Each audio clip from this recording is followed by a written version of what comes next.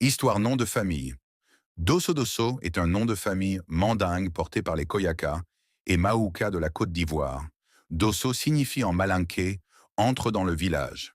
Leurs ancêtres, au Worodougou, étaient des chasseurs devenus par des guerriers du Létat du Koyadougou, Mankono. Signifie en malinké entre dans le village.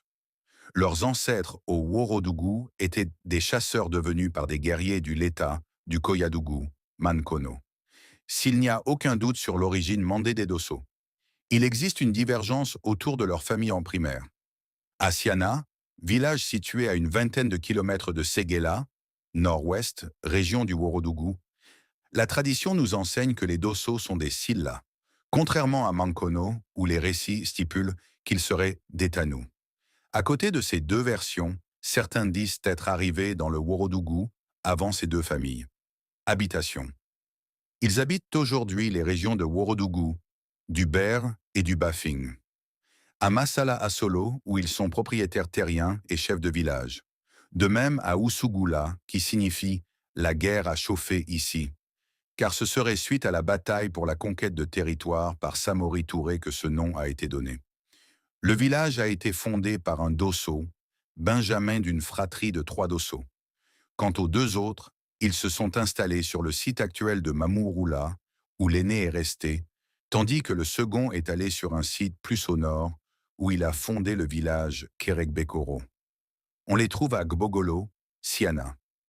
Établis également à Mankono et Tonoulé, ils se sont fixés dans le Maou dans les villages de Borotou, où ils sont chefs, de Nyokoso, Sokurala, Mahou Sokurala.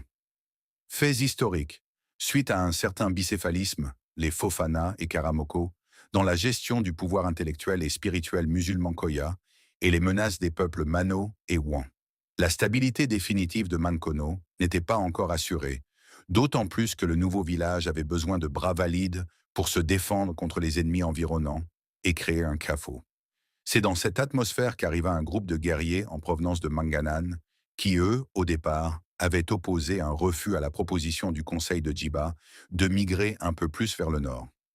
Fatigués des guerres, ceux-ci décidèrent de rejoindre Mankono et créèrent le quartier Tanan. Selon des témoignages, c'est 4 ans après l'installation de Vamoroba qu'arrivèrent ces guerriers dirigés par un chef de guerre très célèbre et qui, après avoir longtemps erré et guerroyé, était maintenant à la recherche d'un établissement définitif qui, en cas de besoin, servirait de quartier général. Ce chef de guerre s'appelait Kelemassa Dosso. À sa demande d'hospitalité, Simavi Gibeide, le Dougutiji refusa d'abord avant d'accepter ensuite, après l'intervention de Vamoroba. Ils s'installèrent alors avec Gbindoro, leur patriarche au quartier Gebenegeba, ou Tanan. Le Dougutiji de Mankono concéda, et ce sous l'influence des musulmans, le Janman Tigiya à la puissante famille guerrière des Dosso. Avec l'arrivée des Dosso, quelques années après sa création, Mankono changea sa physionomie et sa vision politique avec l'extension de son aire géographique et politique. Les guerriers Dosso, en accord avec le conseil du village, entraînèrent les guerriers de Mankono dans un impérialisme territorial toujours croissant. Pour adapter la structure politique du village à ces nouvelles exigences, le conseil du village sur proposition des musulmans, c'est-à-dire des Fofana et des Karamoko de Mouela, demanda que le Janmanti-Gia soit confié à Kelemassa, Dosso et à sa famille, et à la famille de Simavik Beide, le Dougouti-Gia. Cette bipolarité ne gênait aucunement l'évolution politique et sociale du Koyadougou.